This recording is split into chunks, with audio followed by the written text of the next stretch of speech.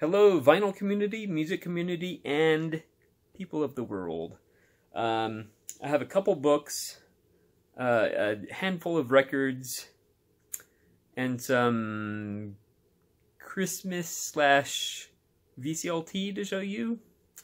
Or should I say MDLT? Oh, yes. Exciting stuff. Alright, first of all, so Matt and I met up at Mad Platter. We hadn't hung out since late November, so it had been a while. Here we are in early February now. We both like to pick up record collector news when we pop into Mad Platter. So there's the issue of that. He showed it as well in his video. First of all, a couple items. It's very strange. I've mentioned that I work in a library, and it's very strange, but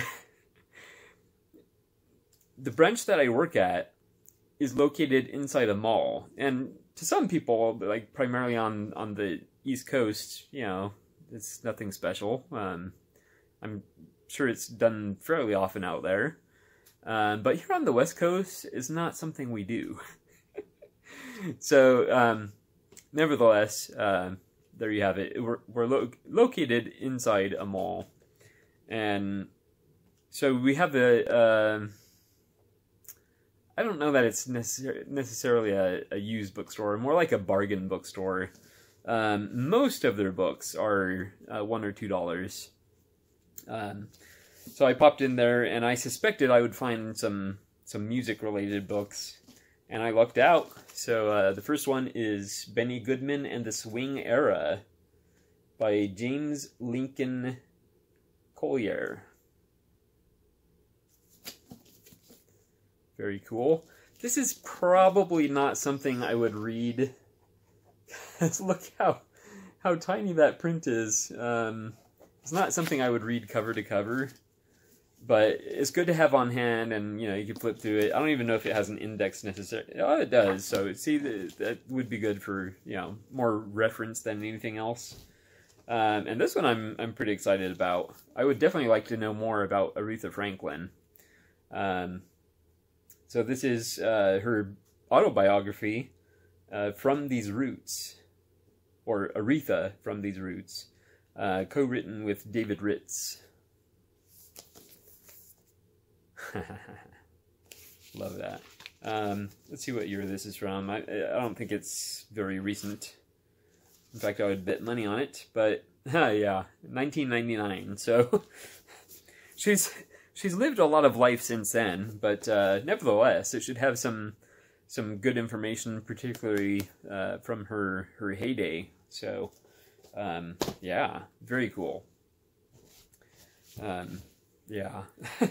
I've talked about how my music book collection is just exploding. I mean, you take potentially my first love in books and combine it with my second love in music. Bam! Woo! Okay, so I have a handful of records here. So yeah, Matt and I met up at Mad Platter, and yeah, I had actually been there fairly recently, within the last week and a half, you know, 10 days, whatever. But I knew there was stuff I left behind the previous time, so I thought, you know, maybe I should pick those up after all. And then, plus I looked in some other areas and found a couple pretty good items. So let's get down to it. Blind Buys, you know I love them. So this is Silent Running, Walk on Fire. I have since sampled this album. Basically, album rock. And kind of the first thing that popped in my mind was The Alarm. if you're familiar with them at all. And let me tell you, the lead singer, Peter Gamble, there's just something about his voice is very rich, and it was not what I was expecting in a vocalist. So I'm glad I picked this up, and I had passed on it before, so I'm very happy I picked it up, even though I've just sampled it. But what I've heard is really good, actually. Yeah. So Silent Running Walk on Fire. And it was actually a little bit difficult finding too much information on them, as it was with this band, another album rock band, Rhythm Core, and this is Common Ground. And this one, you know, pretty similar to the other one, actually. Also pretty good. And yeah, again, I would put it in the general vicinity of the Alarm, maybe the Call, that sort of thing. Yeah. Good stuff. I do enjoy album rock, so yeah. And this one is still sealed. This one, now if I remember correctly, I did sample it, obviously online, and I want to say it had a slightly heavier edge to it. Yeah. So, yeah, Roadmaster Hey World. And still sealed. Has the stickers on it. Sound savings. Very cool. So, I figured, I'll give it a shot. Alright, now, well, there's one more that was from the bargain bin. And this is a band I like. The only problem is they're not very consistent. And this, unfortunately, is not one of their better albums, and it's very inconsistent. The Greg Kihn Band, With the Naked Eye.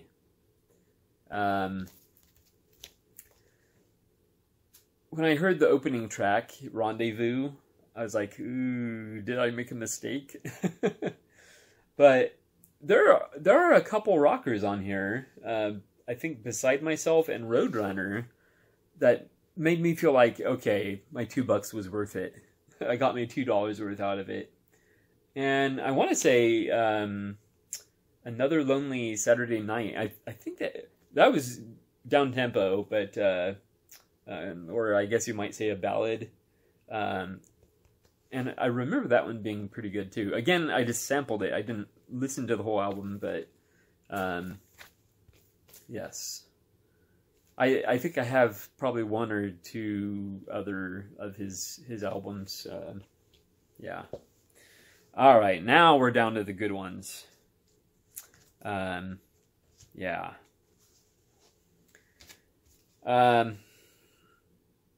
So this is a band that is in the vinyl community, or talked about in the vinyl community fairly often. They're pretty well respected, and I was completely unfamiliar with them, so I figured, why not? I'll start with their greatest hits. So it's the Nice. And let me take the plastic off, actually. Of course, featuring Keith Emerson. And this is exactly what I thought it would be. Organ-heavy progressive rock. So, whenever I hear a band that's very heavy on the organ, I immediately think of course, Emerson, Lake and Palmer, or Kansas. If I remember correctly, Kansas is pretty darn heavy on the organ also, if I remember correctly. Yeah, so the nice greatest hits. Thrilled to pick this up. Definitely. All right, and the last one, and then I'll show the VCLT, MDLT.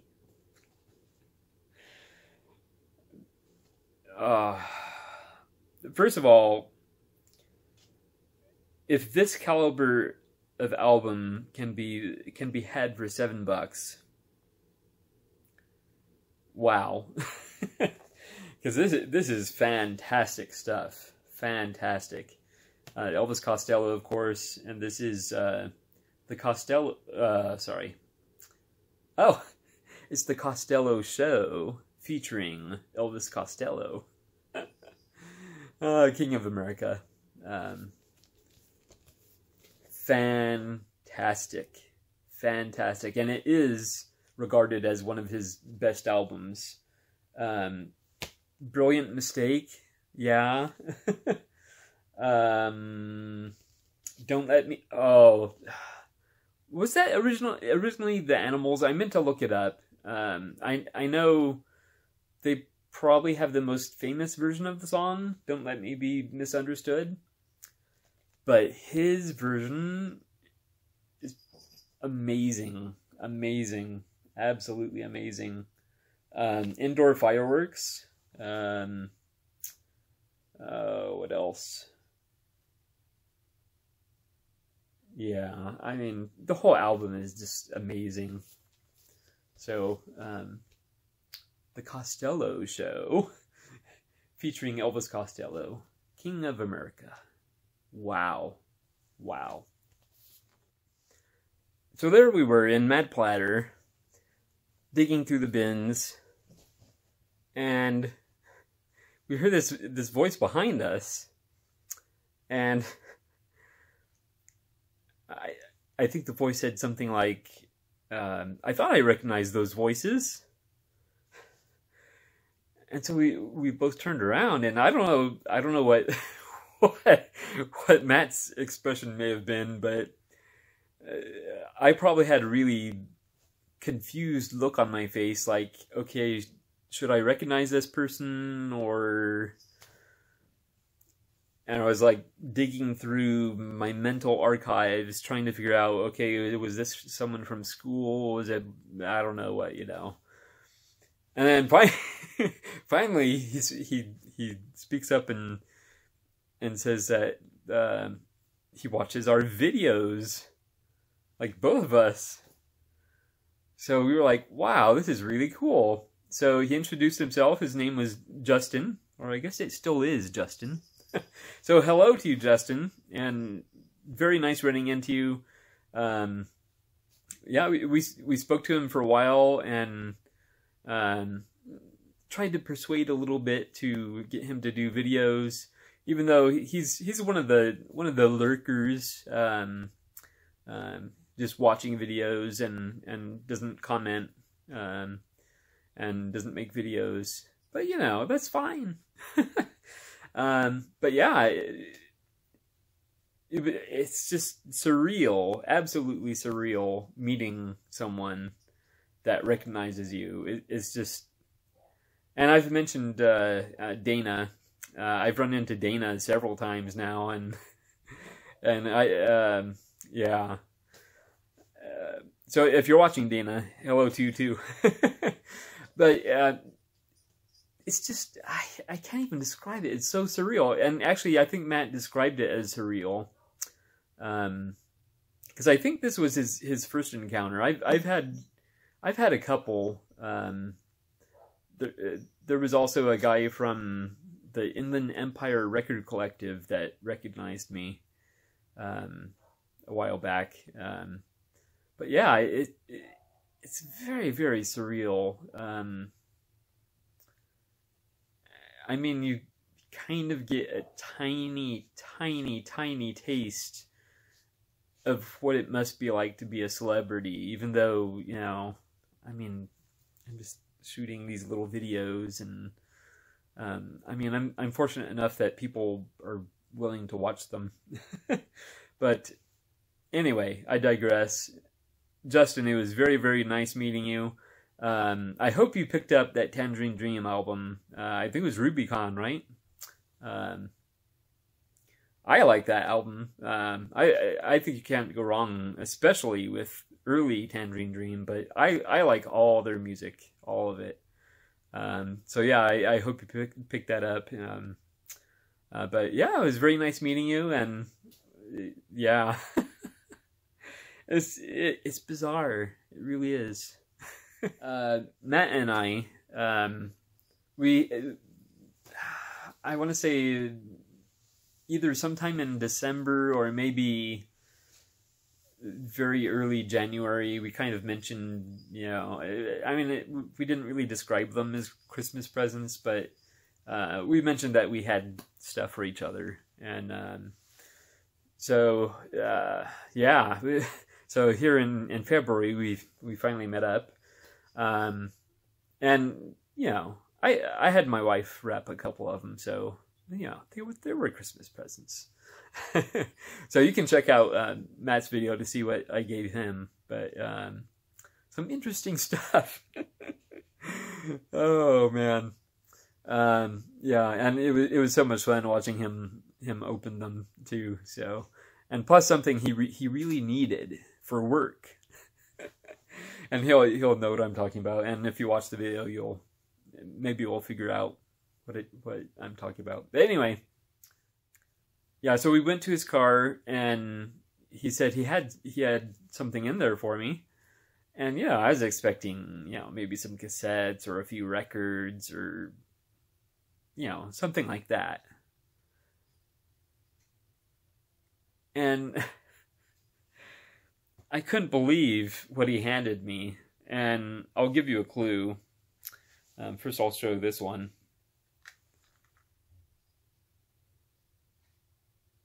Some of you may know what this is, some of you may not. And here's a bigger clue.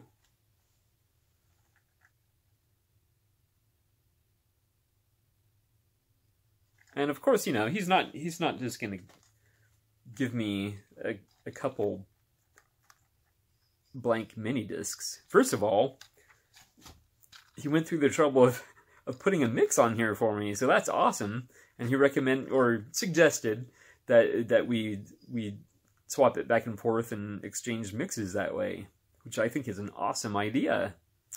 But yeah, you know, he's not just going to give me these. He knows I don't have anything to play them on. So, let's go check it out. So here it is. He pulled it out of his car, and I was like, what in the world? And he said that he remembered I had expressed an interest in it, and not like buying it or certainly asking for it, but you know, I was very, very curious about it, about this format, the Minidisc format. So yeah, apparently he upgraded his, and so he gave me his old one. My goodness, I'm just blown away. So this is I don't know if you can the MDS JE 320, yeah. Wow, so I'm still just blown away, but let's check this out. So there you see the display. It looks brighter on the screen, but he said one reason he was getting rid of it is because well, first of all, he got a better one, and the display on this is a little dim, although again it doesn't show on the camera there, but yeah. All right, so we have this, and we put it in. Let me make sure yeah, I think the volume should be okay. Takes it in.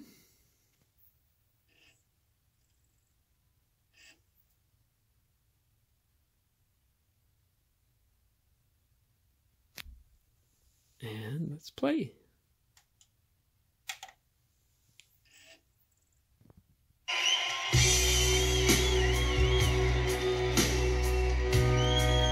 Oh yeah. Hello, is anybody there? Wow, thank you so much, Matt. Awesome, awesome. Is there